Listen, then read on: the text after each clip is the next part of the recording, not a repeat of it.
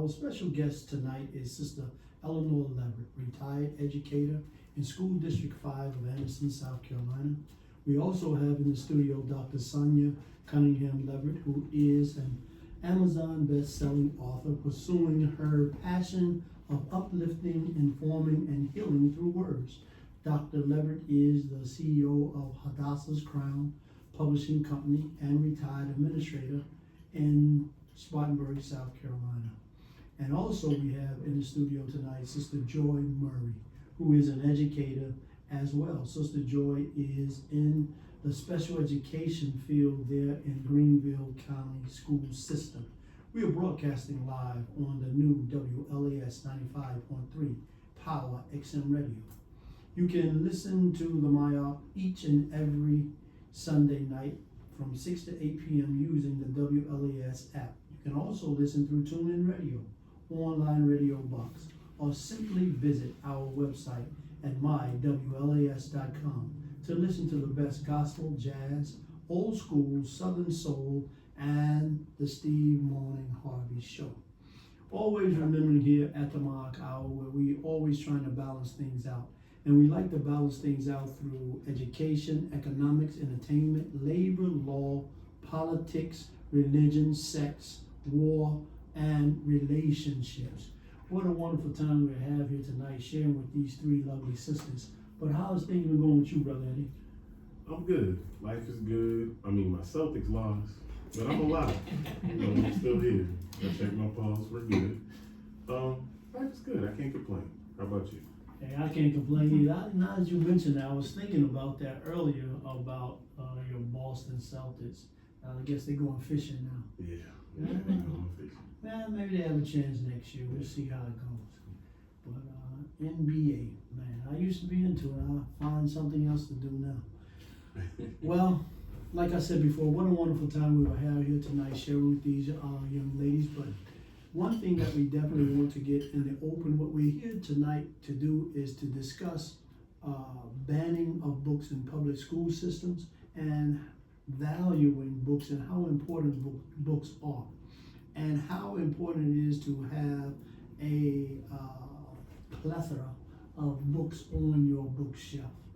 And that's what we will discuss tonight, but we want to start off a little slow and set the foundation. So each of the sisters will tell their life story because there is a story to be told from each individual, and especially when we're dealing with education. So we'll start off with Sister Eleanor Leverette, better known as Mommy, aka Mommy. Good evening. It is absolutely a pleasure to be part of such a wonderful group. It's an amazing opportunity, and I'm very, very thankful. Let's see. I grew up in Toccoa, Georgia, always kind of shy and an introvert. So books to me and being able to read those were my escapes. Those provided an opportunity for me to be whoever I wanted to be, wherever I wanted to be, doing whatever I wanted to do, whenever I wanted to do. Being able to read provided absolute unconditional freedom for me. I used to volunteer at the public library so that I could unbox the new books. That was thrilling and absolutely the best part of a Saturday. And I would read until Mama said, lights out. But one night I was so engrossed in my reading that I made a tent under my sheets by taking the shade off the lamp. And so the sheet was lying directly on the light bulb.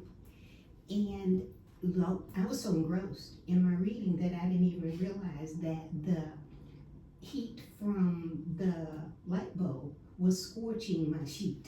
That's how engrossed I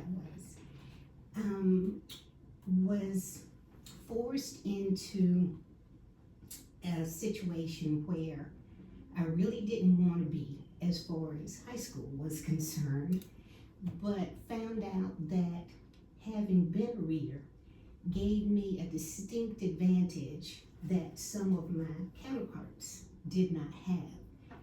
Went on to an HBCU, Spelman College, and honestly don't remember applying.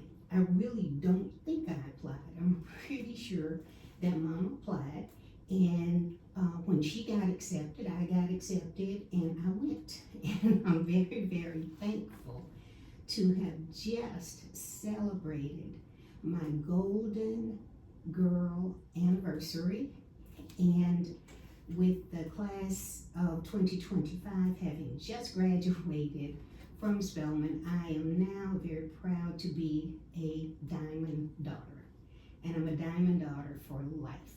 Shout out to the Jaguars at Spelman College. Teaching was all I ever wanted to do. Being an English teacher was all I ever wanted to do. And being able to impart knowledge, wisdom, understanding, experiences by way of reading was just an amazing opportunity. And for anyone to try to deny anybody that opportunity is, to me, absolutely ludicrous. Well, I have, you made, that was a wonderful timeline of your love of reading. I do have a question because I felt like there was a little blip in between this story. You did say that when you were in high school, you were forced to be in a situation that you necessarily didn't want to be in. Can you explain or elaborate a little bit about that particular situation? I was forced by my mom, and I realize now that it was divine. It was wisdom on her part to force me herself into integration before the law did. But I was forced into integration. But because I went 2 years before forced integration, I then was able to compete on a different level. Now, this may sound like I'm being ridiculous when I ask you this, No. but what was it? Why did you hesitate to go into integration? Again, it was different. I was very comfortable where I was. I had no doubt that I was as smart as capable as anybody, but I just wasn't feeling being a trailblazer. I wasn't feeling being an example, and I was in love with the life I had. I was, at that time, although I didn't know it and didn't really acknowledge it as such, living my best life. Yeah. And so having to go across town, if you will, was just not what I wanted to do, but it did work out for my good. What was the transition like? It wasn't really that difficult because I continued to be an introvert. I felt driven to excel, but once I realized that I was as prepared as anybody else there, and that I was more prepared than a lot of folks who were there, I was fine. That sounds good. Well, that's setting the foundation there. What I was truly thinking about was just what Brother Eddie said when he asked about that timeline in the gap, the situation that you felt uncomfortable with, or the anxiety. And now I see definitely, because I put it down so roundabout, we're talking about in the early 70s, late 60s, that you were there in high school, and that is that time of integration. Once again, well, how many times have we talked about that here on the Mile Hour? I truly believe that repetition is the mother of all understanding. So here it is again, 1948, where we have the Menendez versus Orange County, California, that it should already be schools integrated. Now we have to go to the East Coast and we look at 1953, 1954, where we revisit the same situation again. Now that it comes to fruition in 1954, the government, I'm not going to say the Caucasian, but I will say the government has 16 years to get its game together, where you still find yourself segregated in an integrated school, where we find those African American males that will be in school suspension, African American males that will find themselves out of school suspension, and special needs at that particular time, and then we see the segregation at the lunchroom. But this is truly where I tell you about that repetition. This leads to a question. So now, if I see those things in 1980, when I'm in school, and the late 70s when I'm in school, because they have all these programs I just named, what were some of the things that you would see there at that particular time? Because the point that I'm making is this here, that the only reason why the school was integrated wasn't because the love of the African, I want you to be here. It was integrated because now the government refuses to give any stifling to those particular schools at that particular time. The stifling that I'm talking about is no more free lunch if you don't let these individuals in. You won't have the books that you usually have if you don't let these people in. So now they had 16 years to get it together, and they brought them in. What do you remember at that time besides you and others just segregating yourself? And I'm not trying to paint a picture where all Africans was on this side and all Caucasian on the other side. I'm sure there were some individuals of Caucasians that would mix in and some of the Africans as well. But what were some of the things that you think was used at that particular time? In my situation, once I proved myself, and I'm not even sure how I proved myself, I found myself the only one of us in most, if not all of my classes, especially the academic classes.